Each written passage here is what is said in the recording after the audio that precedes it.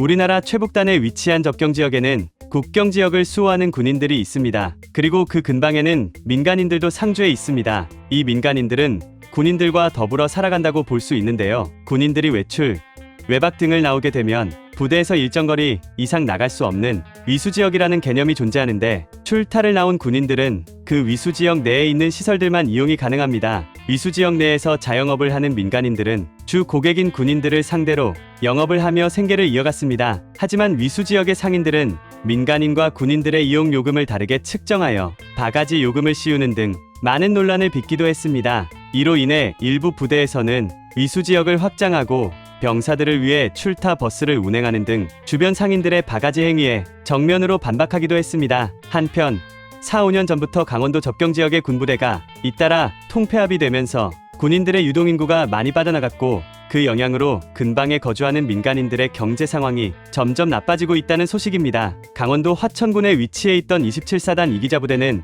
약 1여 년 전 부대 해체로 인해 4천여 명의 군 장병 유동인구가 사라졌습니다. 군 장병들이 떠나자 주변 상가들은 손님들의 발길이 끊긴 모습입니다. 사람이 없어진 건 상권뿐만이 아닙니다. 장병들과 주민들이 함께 이용하던 북카페는 줄어든 이용객으로 인해 예산이 줄어들어 올해부터 무인으로 운영되고 있습니다. 부대에서 민간인을 위해 통학버스도 운영했었는데요. 운영하던 버스를 타고 통학하던 학생들은 이젠 걸어서 오가거나 택시를 타며 통학을 해야 합니다. 결국 이러한 상황을 버티지 못하고 거주지를 옮기는 주민들도 발생하게 되었는데요. 최근 5년 사이에 군부대가 사라진 차내면과 상서면의 인구는 11%가 넘게 줄어들었습니다. 화천군 평균을 크게 웃도는 수치입니다. 하지만 그간 군인들을 상대로 바가지 장사를 했던 전적이 있어서인지 이러한 주민들의 어려운 상황임에도 불구하고 국민들의 여론은 좋지 않은 상황입니다. 오히려 속이 시원하다, 인과응보다 라는 반응이 주를 이루는 상황입니다. 지난 2019년부터 시작된 국방개혁안으로 군장병 22,000여 명이 강원도를 떠나게 되었고,